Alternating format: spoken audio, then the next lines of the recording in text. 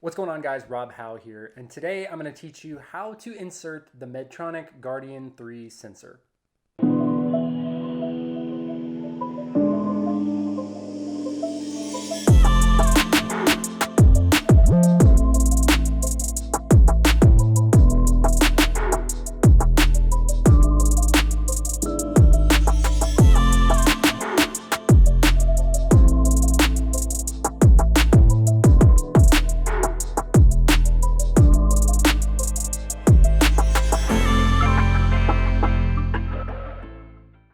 Okay, first things first, let's make sure we have all of the right things. So first we're going to need our sensor. This is your Guardian 3 sensor and the packaging that it comes with.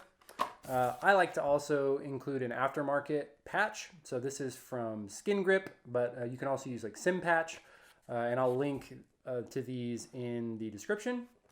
Make sure you also have your inserter, which is what's going to insert it. We're going to like cock it here. Boom. You can also insert your sensor without the inserter, but for today's video, we're going to use the inserter. Last but not least, we're going to have an alcohol swab here. You don't have to use one, but I like to since the sensor is going to be on your arm for a week. So I like to get it clean beforehand. Before we get started on the actual sensor insertion, I wanted to share something with you that I was told by a Medtronic rep at the San Antonio JDRF Type 1 Nation conference in 2018. And this was right after I had started using the Medtronic 670G. So I was at the Medtronic booth and I was talking to them about how I like the sensors. And at that time I was wearing the sensor on my abdomen, just on my lower stomach. And I had mentioned that I couldn't get my sensor at the time to last the full 7 days.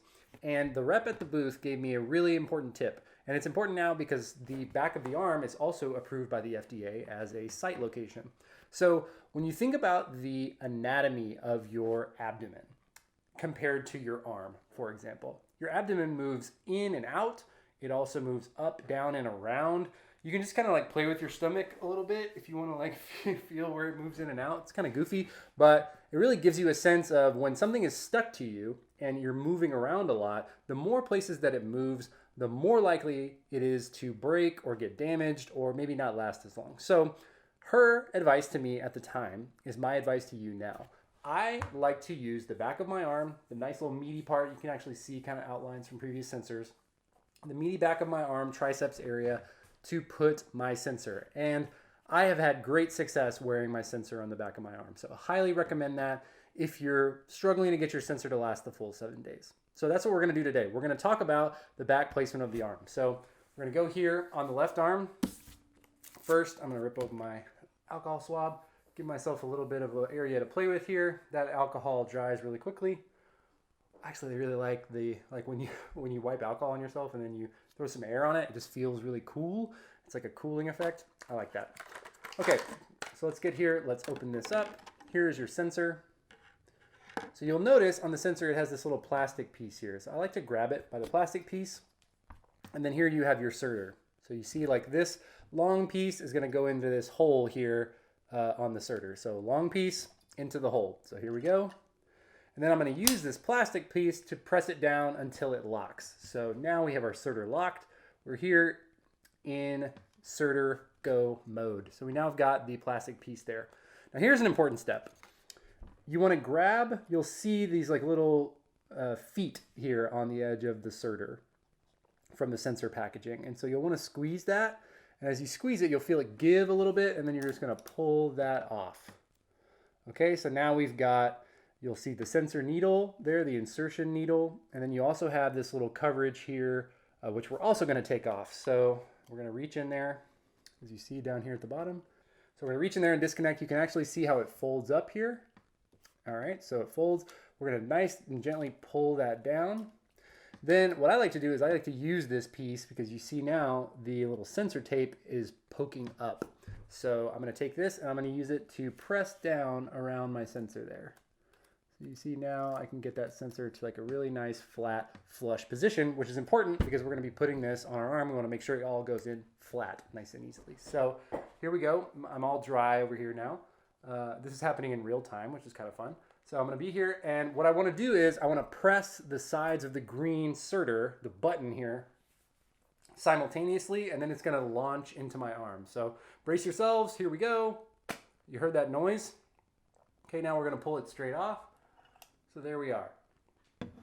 So now our sensor is there, and you'll actually see the little needle piece that's sticking out. So now you're gonna take it and you're gonna grab it by the side. This is important if you're putting it on the back of the arm.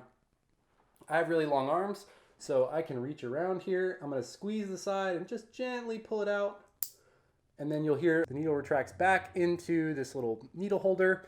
And then I like to just dunk it right in the packaging. So now my alcohol swab, my little plastic, everything is all neatly done in this tiny little package, which really helps.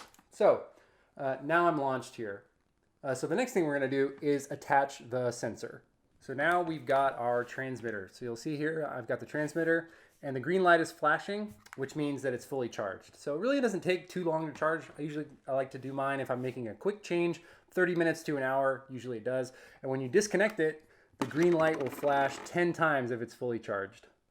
So there it goes, all 10. So one thing you wanna really make sure that you do before you connect your transmitter to your sensor, and this is really important, make sure that you see the green lights flash. It may not do all 10, but make sure that the green lights flash, then it is ready to connect. So we're gonna take this top end here, where the hole is on the transmitter. So you see there, it's gonna attach right here. Oh, we got a little bleeder. That's fun for this video. Look at the bleeder. We got the bleeder. That's okay. It doesn't happen very often, but that blood's not gonna really hurt us here. So apparently I've just got a little bit of a bloody tricep today. So, okay, we're gonna attach it here. We're gonna squeeze. And hear that little click, and then we're gonna wait for the green light to flash. And there it is. Okay, so once you get the green light flashing, then you're gonna come to your pump. So I am using the Medtronic 770G, the MiniMed 770G, but it's the same for the 670. So I'm gonna go here to my menu. I'm going to go to options, and then I'm gonna go down to utilities, and then I'm gonna go to sensor settings, and I'm gonna turn sensor on. So that's gonna give me the on button. And the main difference in this portion between the 670G and the 770G is on the 670, you would immediately go start new sensor. So you would say, okay, cool, I'm gonna start a new sensor. But on the 770, you don't hit that yet. It's just going to automatically give you an update that says sensor connected, and then you select start new sensor. So that's what I just did. And now I've got my sensor warm up. Warm up takes 2 hours. It's gonna beep at you. And now I've got my warm up started. So while the sensor is doing that, I like to take my skin grip or my sim patch, whichever one you like to use. Those are the two brands that I use the most often. So you take your adhesive here, just gonna rip this, get it ready. Make sure, I like to kind of customize mine a little bit so that it's easier to take off. Sometimes it hurts when I just rip the whole thing off and it pulls the sensor out with it, and I don't like that. So I like to leave a little bit there in the middle. So then I'm gonna place that right on top of my sensor there, and boom, I'm basically all done. So now I just wait for my sensor warm up to continue. I roll down my sleeve, and look at that. You can just see it peeking out there. Again, I like to wear it on the back of my arms. That's where I've been wearing it for the most part for the last 3 years on my Guardian 3 sensors. I just find that I damage it a whole lot less personally when I wear it back there. There's less movement, there's less obstacles for me, and that's typically what works best. So I'd love to hear where you guys wear your sensors and how you like to wear them. And in the meantime, subscribe and like to the channel. Thank you guys so much for watching this video. And if you have any questions, feel free to reach out. Thanks, guys.